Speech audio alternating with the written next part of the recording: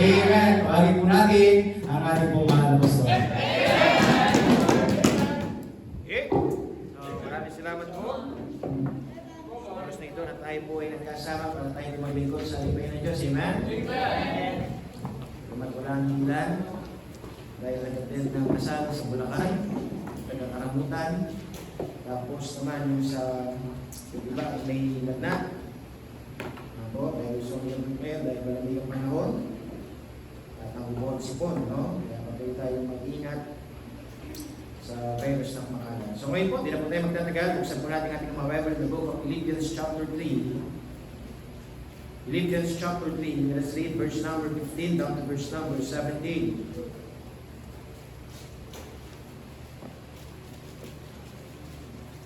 Philippians chapter 3, verse 15 to 17. Kagaya po na natin ginagawa, basahin po natin ang salit-salitan. In verse number 17, kaya basahin po natin ang sabay-sabay. Sabi po dito, salita ng Panginoon,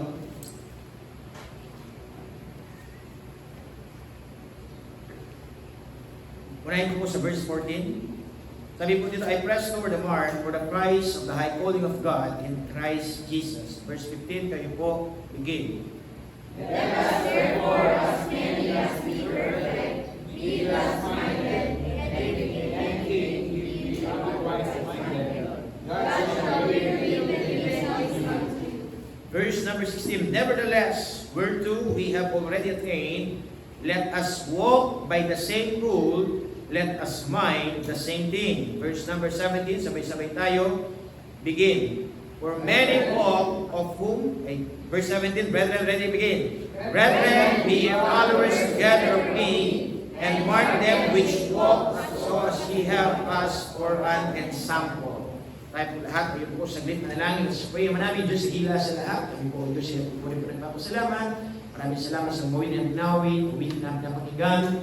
Nawa o Diyos, patuloy po sa pamagitan po ng aming mga tinig, ng aming mga boses, ay kayo po ay maluwalhati ng maitaas. Inawanin po, Diyos, na magpala sa mga salita po niyo na aming nabasa, na aming pong pagpulay-bulaya sa oras po ito. Ang hiling po namin sa Santong Banal Espiritu, kumilos po, O Diyos, sa aming pong kalagitnaan, na ipabatid po ninyo ang inyong pong mensahe sa buhay po namin. Bagamat marami mga pagsubok, marami po kami dinadanas, na patuloy unawain po namin ang inyong pong plano sa aming mga buhay, na sana po, O Diyos, kami po tumatag sa aming pong pananampalataya. Gawin niyo po kasangkapan, O Diyos, ang salita po niyo na mahayag sa oras ito. Gawin niyo po, O Diyos, sa maging tulong kalakasan sa aming spiritual na buhay. Kayo po matas sa aming pong kalagitnaan. Kung aming dilangin, sa pangalan ni Jesus, Amen. Amen. You may please be seated. Once again po, good morning. Tayo nagpapasalamat sa Diyos na tayo po nagkasama-sama para tayo maglingkod sa Panginoon. Amen. This time is 12-12-21. So, mga din, no? 12-12-21. December 12 and 2021. Ano po? So, tayo nagpapasalamat sa Diyos na makasarap ng ginawit ng choir. Napakaganda ng ginawit. It's a very powerful song na kung ano ba ang ginawit sa Panginoon sa ating mga buhay. Kaya nga tunay nga, ang Diyos ay kailangan natin purihin. Amen? Amen. The word is worthy to be praised. No? At ang ginawit namin, kamangha-mangha o Diyos, tunay nga na sa buhay natin, ay napakamangha. No? Mamamangha ka sa kabutihan ng Diyos. Mamamangha ka sa kagalingan ng Panginoon.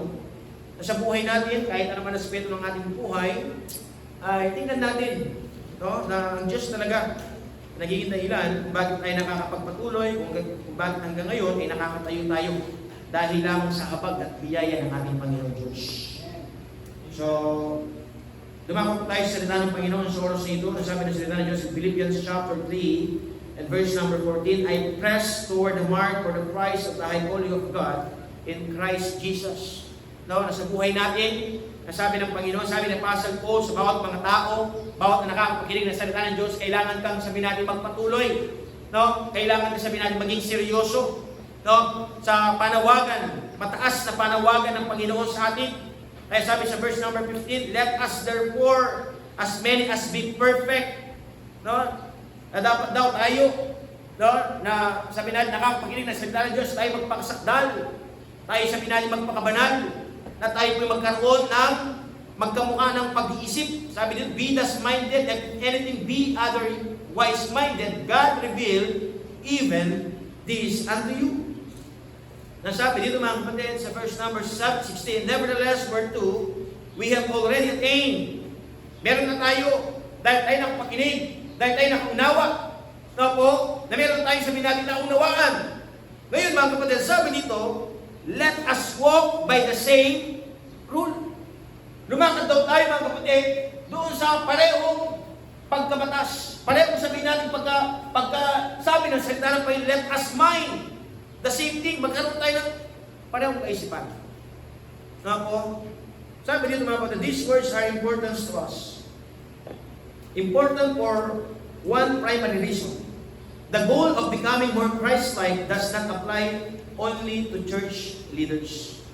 Hindi lang yung mga sabihin natin ng umuuna sa simbahan ang dapat magkaroon ng pare-parehong kaisipan, ang dapat magkapareho ng pare-parehong puso, pare-parehong layunin. Kundi dapat din mga kapatid, this is not call only for a super believers. It is to be the goal of every believer. The path Paul provided was expectation for every believer in the church at Philippi as well as our own churches today. As believers, we ought to consider everything in life worthless in comparison without knowing Christ and becoming more like Him. Ano ibig sabihin ito? Sabi dito mga kapatid, bilang mga mananampalataya, dapat magkaroon tayo ng kaisipan na walang pwedeng sabi natin ikahalin tulad ang paglilingkod sa Panginoon, ang paggawa sa Panginoon sa anumang mga bagay. Sapagkat ang paglilingkod sa Diyos ang pinaka-dakilang bagay. Sapagkat tayo nagpupuri sa buhay na Diyos. Tayo nagpupuri sa hari ng mga hari at Diyos ng mga Diyos. Kaya sabi ng Panginoon mga kapatid, hindi nyo ba napansin mga kapatid na sabi doon sa verse number 14, high calling, pinakamataas na pagtawag. Ano po? Sapagkat ang tumawag sa atin, ang Diyos na nasa langit. Hindi ba naman mataas yun? May tataas ba sa Diyos? Di ba wala na? Kahit anumang tao, mga kapatid, kahit anumang posisyon, hari man yan mga kapatid, pero pinakamataas pa rin ang Diyos. Pinakamataas pa rin ang pagtawag ng Panginoon sa atin. Sabi dito mga kapatid, there are a variety of gifts and callings, but there is only attitude to have when it comes to growing spiritually. Pursue Christ above all else. Kailangan mo daw ipagpatuloy na kilalanin si Kristo. Ipagpatuloy ang iyong paglilingkod. Huwag ka dapat mahinto. Huwag ka dapat matulog. Huwag ka dapat sabihin natin na mawala yung tinatawag na kasiyahan sa paggawa mo sa Panginoon. So, sabi dito mga kapatid, meron tayong illustration dito in 1938. There is a patent lawyer and inventor named Chester Carlson. Revolutionized the business world with his work in what was known at the time as electrophotography, making exact copies using a machine. So meron tayong tinatawag 1938, meron isang inventor doon na nagngangalang Chester Carlson. Nang ginawa niya mga kapatid, no, dahil nakita niya ang kahalagaan na tinatawag na electrophotography, no, na gumawa siya ng isang machine na gumagawa ng sabi natin kumokopya. No? He should being calling his process xerography from the Greek word dry writing. This is now the Xerox machine. Yan. So dito pala nagsimula yung Xerox machine. Di ba nakakala? Sabi dito mga kapatid, this is the successful invention in history. Why? Kasi nakapagkopya. Di ba? From one copy, kukopyahin na maraming kopya. Magre-reproduce. Mass reproduction na tinatawag from that time. Eh hindi ka na kailangan magsulat ng manually. No? So ano kung gusto niya pasahin dito mga kapatid? The title of our message this morning is what we call making copies. Making copies. Na kailangan, we must reproduce. We must copy. Kung ano ba ang tamang Kristiyano, kung ano ba ang tamang mananampalataya, na dapat mga kapatid, na sabi ng salita ng Diyos, kaya nga dito mga kapatid, yung ating pinaka-key verse, na sabi dito mga kapatid, let us walk by the same rule, let us mind the same thing. No po, nasabi dito mga kapatid, na kailangan tayo bilang mananampalataya ay magkaroon tayo ng pare-parehong paglilingkod, pare-parehong paggawa, pare-parehong goal. Kaya tayo mga kapatid, minsan sabi ni Pastor, para bang kapag kumukopya tayo, parang walang originality. The question is this, meron bang original? Di ba lahat naman kumukopya? Tama? Lahat tayo gumagaya. Tama? Pero dapat, gayahin natin yung tama. Hindi basta nakita natin ang maganda, hindi basta nakita natin na hirap, parang bagay ko ito Hindi lang sabi natin nakita mo maganda, bagay mo, gagayahin mo na. Tingnan mo muna kung talagang yan ay ikakabuti na yung buhay. Diba? Kaya nga sabi ng ating pinag-aralan mga kapatid, tingnan mo kung anong plano ng Diyos. Making it up is now, how I wish na tayo magkaroon ng sinatawag na yung bang mag-duplicate tayo o mag-xerox tayo ng maraming mga spiritual na mananampalataya na talagang sold out sa gawain ng Diyos. Na talagang handang ibigay kung anong para sa Panginoon. Yung bang gagawin mo, magpapaxerox ka na lang para nabihin mo siya. Di ba? Di ba na kung meron lang ganun? Kaso wala No, ano kailangan natin gawin? I-implant sa kanila yung nais ng Panginoon sa kanila. I-implant sa kanila mga puso kung ano ba dapat ang isang mananampalataya. Ilagay kung ano ba dapat sabihin natin na gawin natin sa gawain ng Diyos. Kaya nga sabi mga kapatid, kailangan natin kunin kung ano ang plano ng Diyos sa buhay natin. Kailangan natin sundin. Kailangan natin ito gayahin. Amen? Ano gusto yung kopyahin? Isn't it? Life is a matter of choice. Ang buhay ay pagpipili. Sino ang iyong gagayahin? Amen? Mon, sino gagayahin mo? Yung mga nasaan? Giluman? Yung nasa kanto, nakatambay? Yung naglilipanan na naman yung mga drug addict Sino gagayahin nyo? Sino gagayahin nyo? Mga smoker? Di ba? Minsan may makakasalubong ka, parang ano siya, parang bumubugan ng maraming usok. Di ba? Ang tawag doon? Di ba? Vape, di ba? Parang ano pa kaya pa? Di ba? Di ba? Yung mga mag-toothbrush kayo, buga ng buga. Di ba? Sino gagayahin nyo? Mga boys, yun ba? Sino gagayahin nyo? Maraming tattoo? Magpapatattoo ka dito, magpapatattoo ka? Sino gagayahin yung mga girls? Yung mga maraming ikaw? May ikaw dito, may ikaw dito, may ikaw dito, may ikaw dito. Ano ka? Ano ka? Pin cushion? Ano yung pin cushion? Di ba? Yung ginagamit ni Emerson, maraming mga pin. Di ba? Oh. Sino gagayahin nyo? Mga nagsusugal? Nakatambay, nakaganyan? Diba? Nang matada, may bugnong mga balag. Kaya kakatutog na yung barahan. Sabi ng mga kapatid, life is a matter of choice. Sino po kapayin mo? Sino gagayahin mo? Amen? It's your choice. Yes, sabi na natin number 1 mga kapatid. Number 1, basahin nyo yung number 1. Ready? Begin. Last one, for His word revolves around many copies. Itong plano ng Diyos. Ito ang gawain ng Panginoon. Gusto niya, kopyahin natin mga kapatid, yung mga ikagaganda ng buhay natin. This is the plan of God. Now, sabi nga dito mga kapatid, 2 Timothy chapter 2 and verse number 2, and the things that thou hast heard of me among many witnesses, the same commit thou to faithful men who shall be able to teach others also. Di ba napakasarap na gayahin? Napakasarap na tularan? Yung mga talagang nakikita natin na nagpapagamit sa Diyos, naglilingkod sa Panginoon. Di ba maraming mga tao, meron sila mga iniidolo? Meron sa tinatawag na idol? Minsan nga, karamihan ng mga kabataan ngayon, anong idol nila? Mga artista. Mga K-pop, tama ba?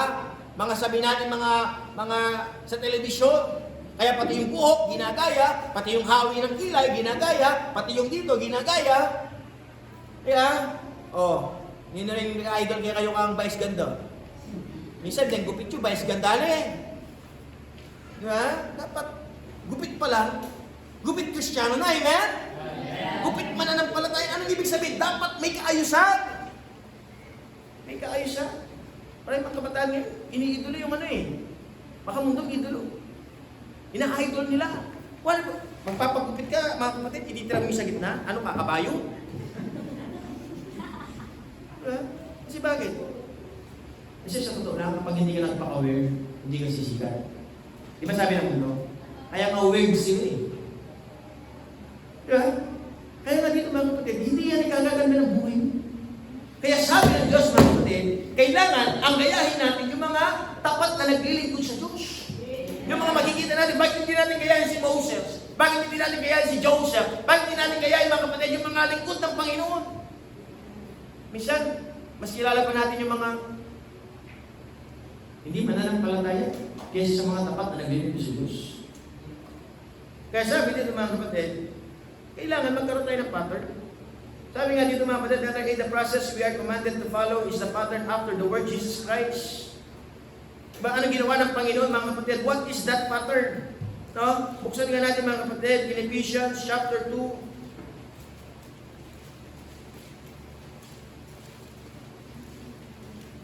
Or Philippians chapter 2. Sabi dito mga kapatid, and verse number 5, let this mind be in you, which was also in Christ Jesus. Dapat daw ang maging kaisipan ninyo ay kamukha ng kaisipan ni Kristo. Ano bang kaisipan ni Kristo mga kapatid? Pansinin niyo po verse number 6, who being in the form of God, thought it not robbery to be equal with God. Diyos siya mga kapatid, no po? Pero hindi niya inaling ganap, nung nagkataon siyang tao, ay maging kagaya siya ng Panginoon. Anong pinagkita ng Panginoon mga kapatid? Panginoon Yesu Kristo, siya po ay nagpaka-baba, made himself of no reputation, and took upon the form of a servant, and was made in the likeness of man.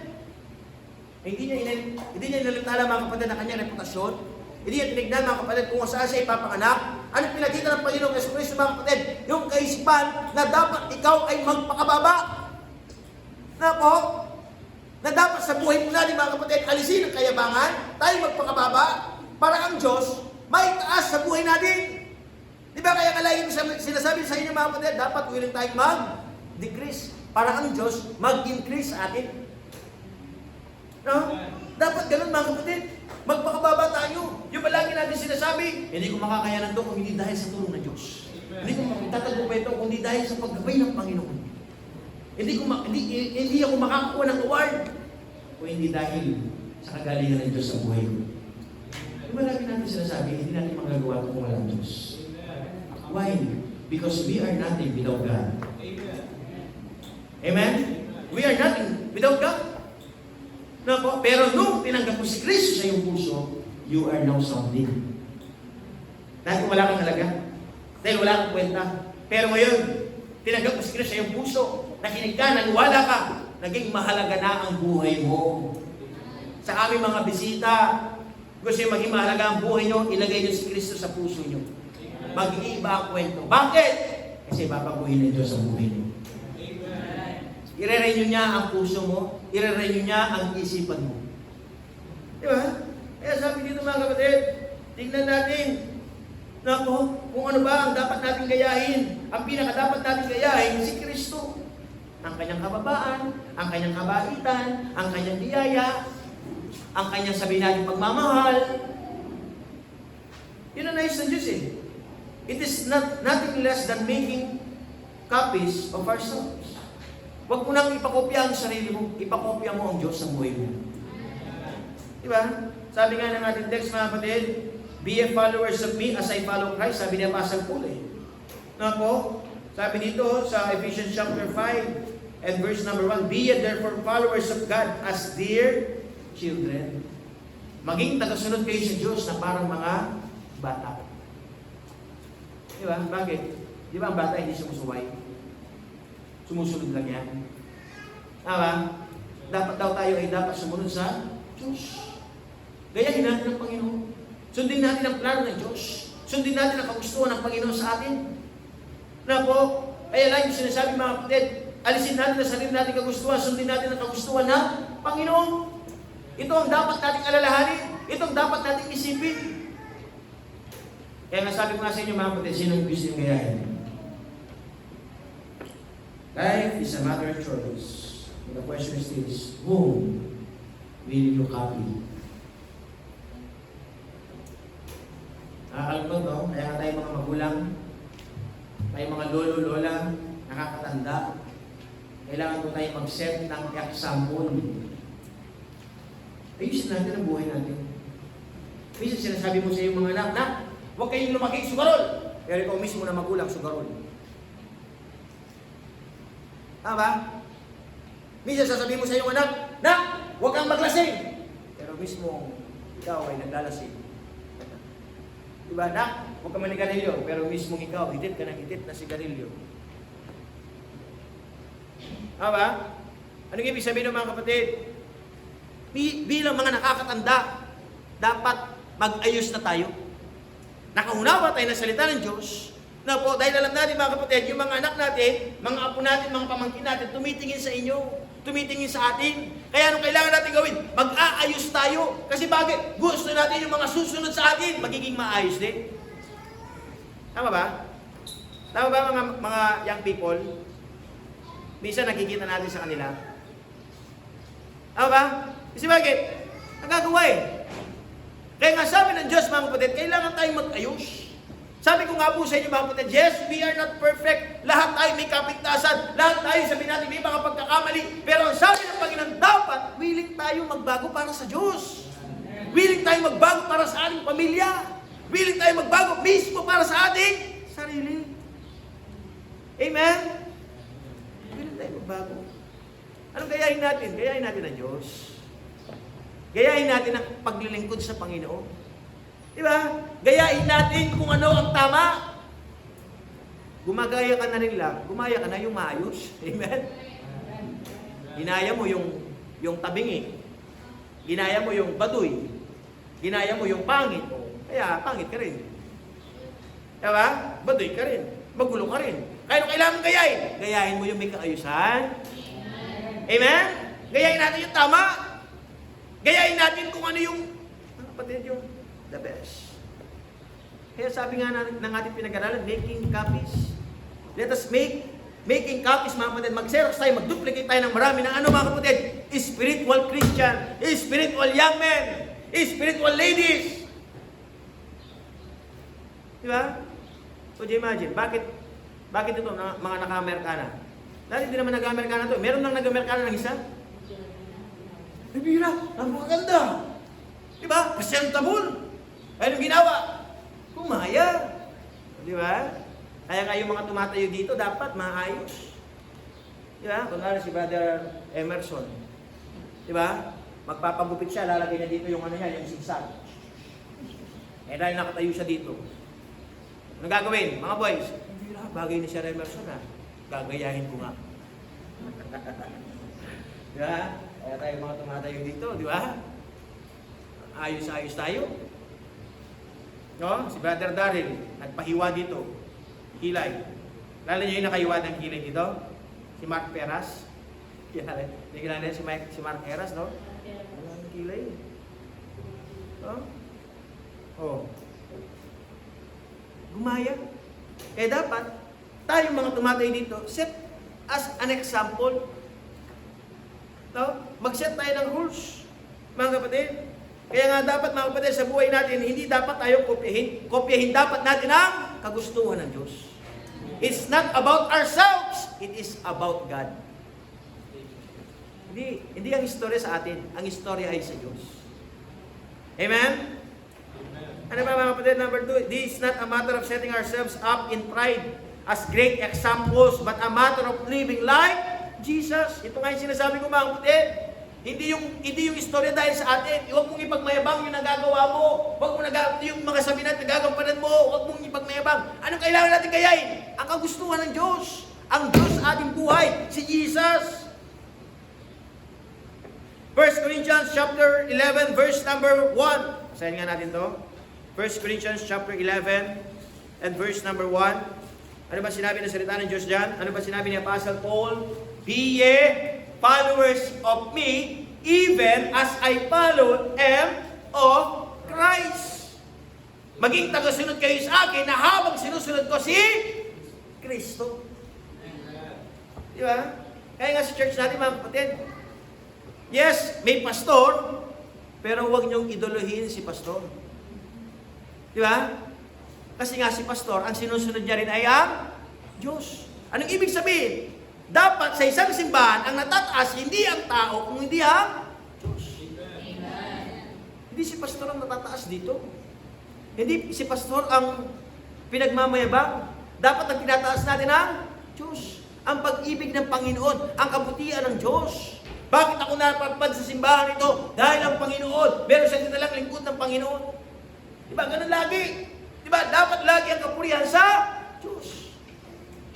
Hindi sa tao. Mga kapatid, the more closely we adhere to the example of Jesus, the better copies ourselves will produce. No, yung bang sabihin natin yung habang lumalapit tayo, mga kapatid, na talagang magiging malapit tayo sa Panginoon, nakikita natin yung dapat natin gayahin sa Panginoon. Nakikita natin kung ano may dapat natin i-produce. What will produce? Isn't it, mayroon tinatawag na fruit of the Holy Spirit. What is the fruit of the Holy Spirit? Love, joy, peace, long-suffering, meekness, gentle, di ba? Gentleness, goodness, bunga ng banal na Espiritu na kailangan namin ipakita natin, mga kapatid. Ito dapat ng ating ipakita, pag-ibig, pagmamahal, kapayapaan. Hindi mismo tayo ang tinatawag na troublemaker. Mga boys, sino mga troublemaker dyan? Yung nagsisimula ng away, nagsisimula ng gulo. Di ba? Ano sabi ng salita ng Diyos? We must keep the bond of peace. Panatiliin. Di ba? Ang tali ng pagkakaisa. Ang tali ng kapayapaan. Hindi mismo tayo ang nagiging cause ng kaguluhan. Mga girls, di ba yung mga girls, pag nagkagalit-galit yan, yeah, check. Yan. Dead mo. Di ba? Yung mga mata nyo nakakamatay. Di ba? Yung mga mata nyo, ano? Di ba? Pag nagkakagalit kayo, mga kapatid, dapat hindi kayo, di ba? Dapat yung mga mata nyo, mabungay, yung bang... Di ba? Mga ganun, hindi yung matatalim yung mga mata nyo. Sa tingin nyo pala, parang tinutusok nyo na. Di ba? Dapat hindi tayo ganun. Di ba? Hindi tayo nagiging cause ng kaguluhan, cause ng problema. Di ba? Kaya napakaganda nga yung lahat kabati natin. Gusto ba yung lahat kabati nyo? O marami kayong kaaway? Di ba sa isang komunidad, lalo na kayong mga men, kapag meron kayong mga kaaway, grupo-grupo, di ba hindi ka na makakapunta sa lugar na yun? Yung meron kang iniilagan.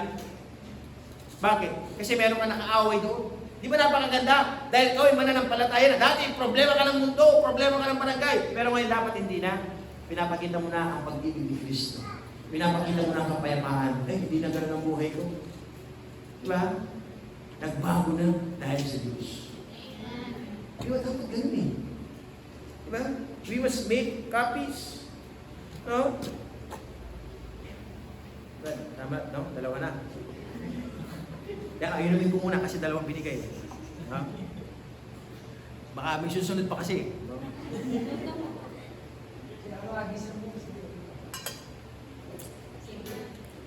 No? Sabi dito mga kapatid, I repeat, ay natin ang Diyos. Sabi nga, ang tema natin, anong din natin this 2022? Masaya naman yung din natin. Ito, nakasulat. Ready, go!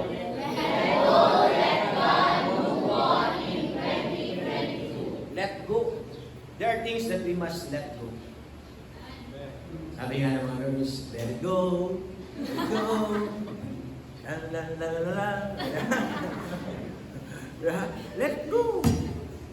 Diba? There are things that we must let go. Tapos na ang year 2021, bitawan na natin. Tama? Hindi ba natin bitawin para sa Panginoon? Basta anong bibitawin mo? Bitawin mo yung hindi dapat. Tama? tapos sa year 2021, bitawan mo na. Para sa year 2022, hindi mo na hawak-hawak. Hindi mo na dala-dala. Tama? Kaya sabi niya, let go. Pag nilet go mo na, ano yung pangalawa? Let God. Napaganda ng tema natin, di ba? Let go, let God. Pagkatapos mo nang ilayaan ng Diyos sa buhay mo, anong gagawin mo? Move on. Hira. Di ba? Kailangan kang mag-move on. Bakit kailangan mag-move on? Ano bang gusto nyo? Move backward o move on?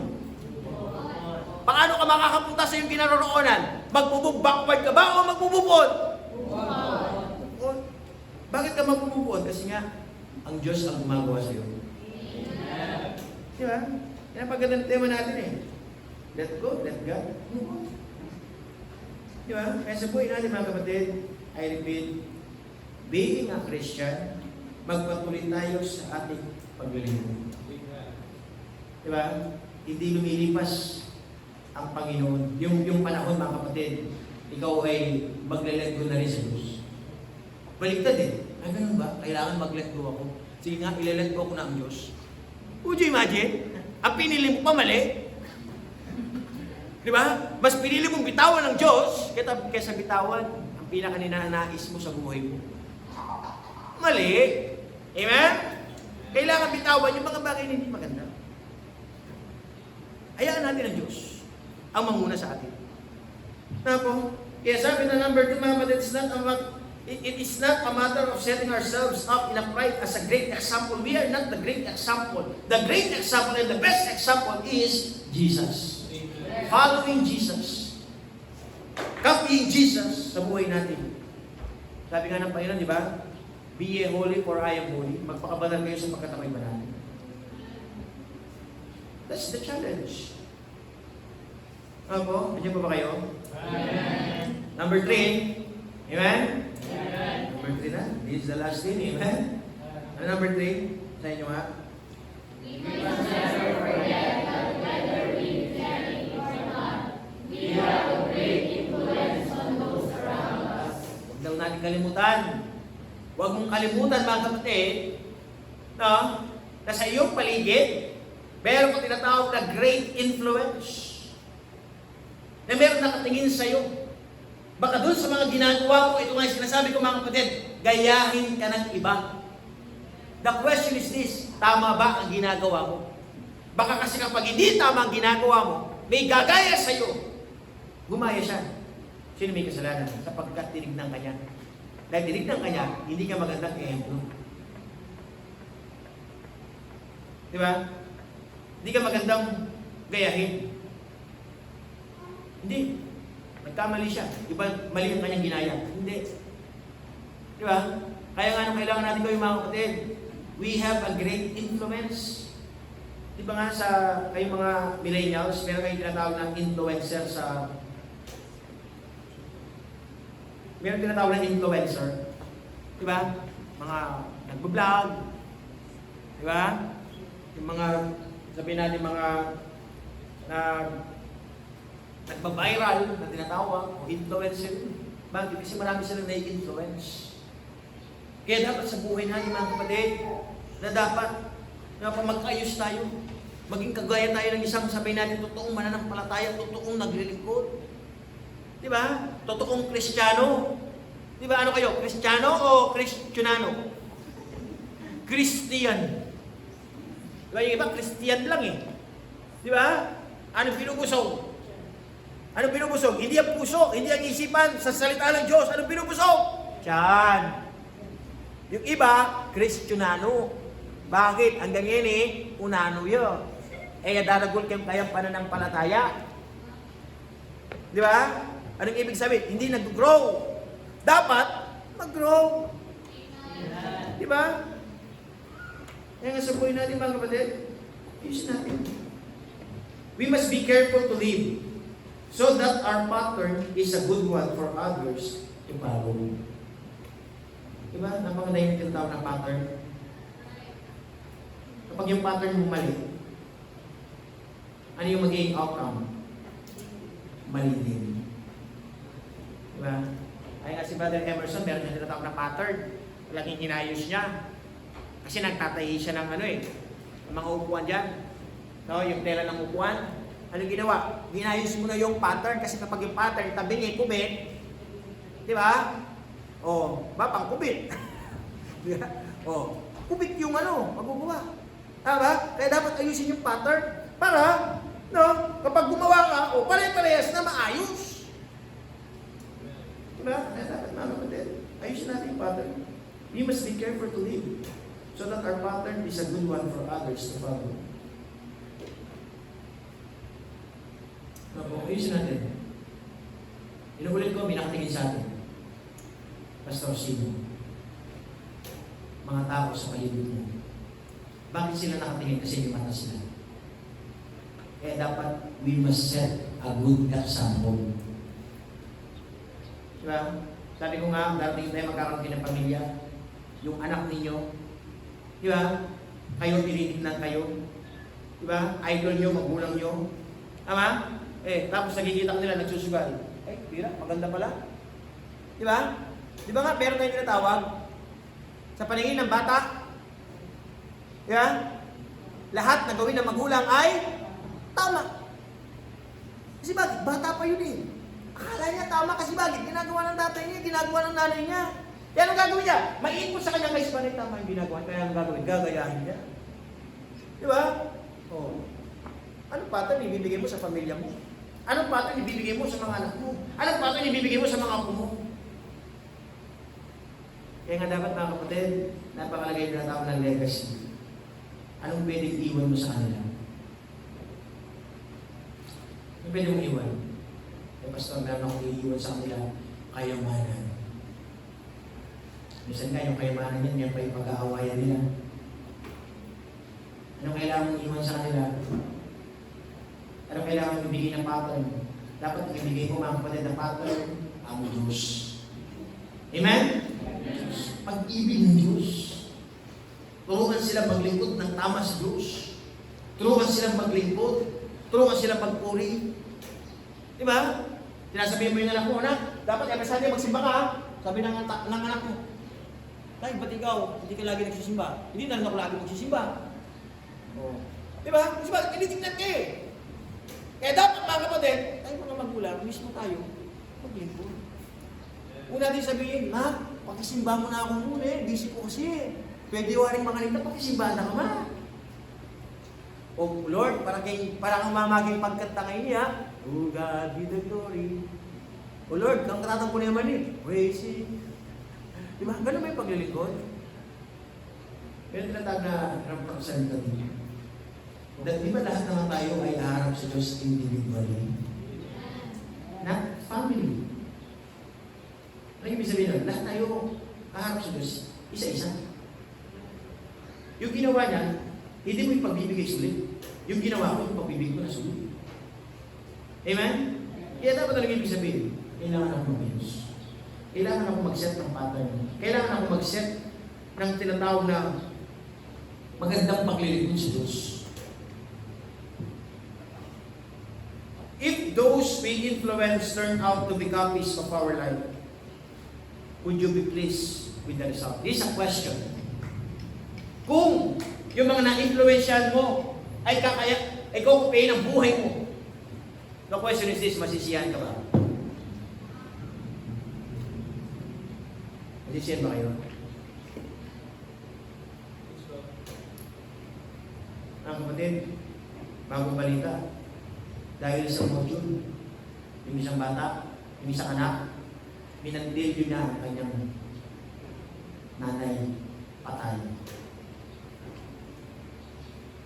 Iba na ang kaisipan ng mundo ngayon. Iba na ang kaisipan ng mga tao ngayon. Lalo na ng mga kabataan. Could you imagine? Papatay mo yung magulang mo dahil lang sa module? Pinatay. Totoo ka, minantil yun. Kasi bakit? Panitay mo ka ng papang module. At din ka nang muli pa maglingkod. May inis yun. Pwede ni mama na. Tama ba yun? Gusto yung gayahin yun? Baka gusto yung gayahin yun, ha? Mantilwag niya kay kuya ko. Kasi kuya ko kulo ko eh.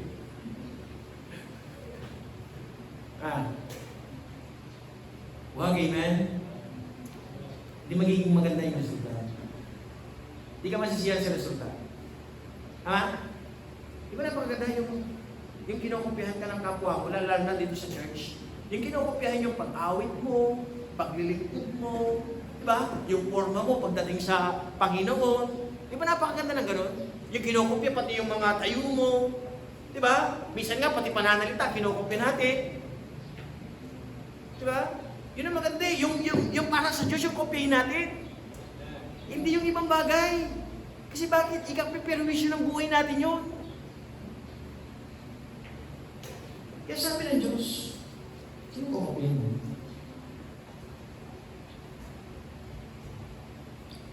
Sana, no? Kung iisipin lang natin kung sana computer lang tayo, no? Parang computer, ika-copy-paste mo yung puso ng tapat na mananampalataya, ipipaste mo dun sa matigas na ulo para magbago siya. O kaya sabihin natin, ipa-reformat natin. Di ba?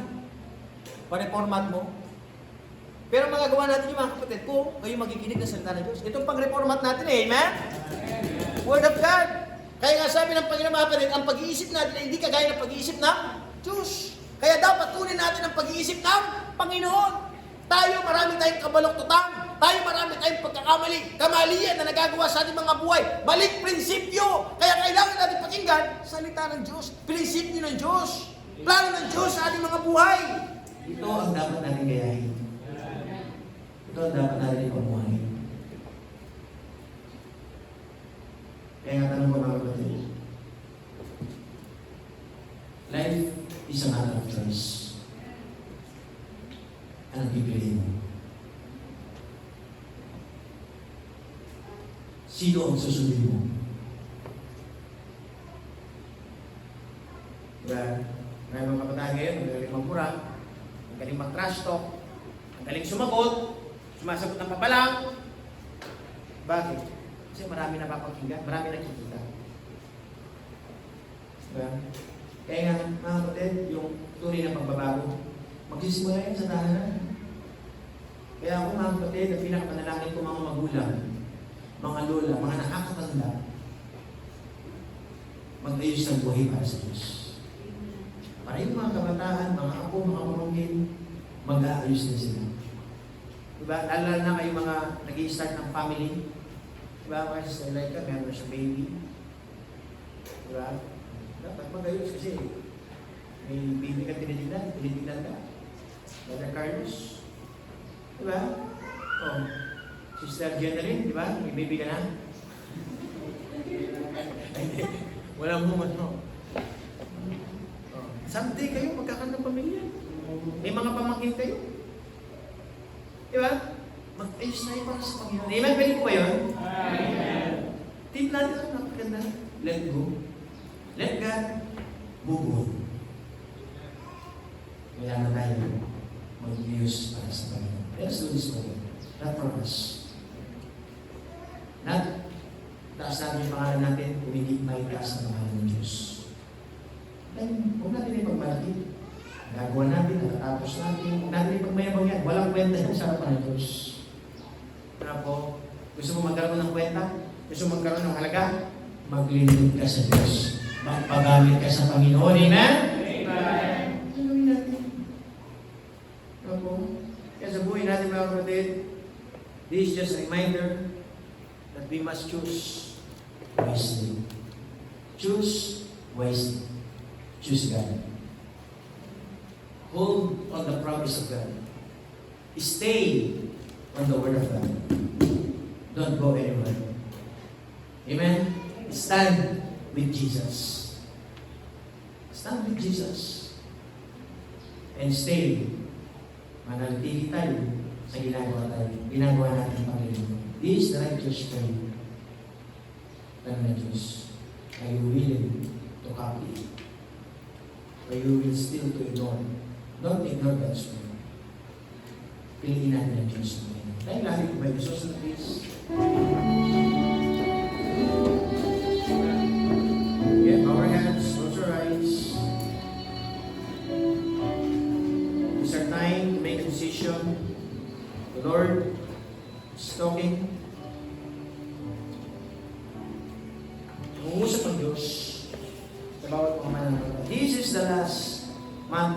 year 2021.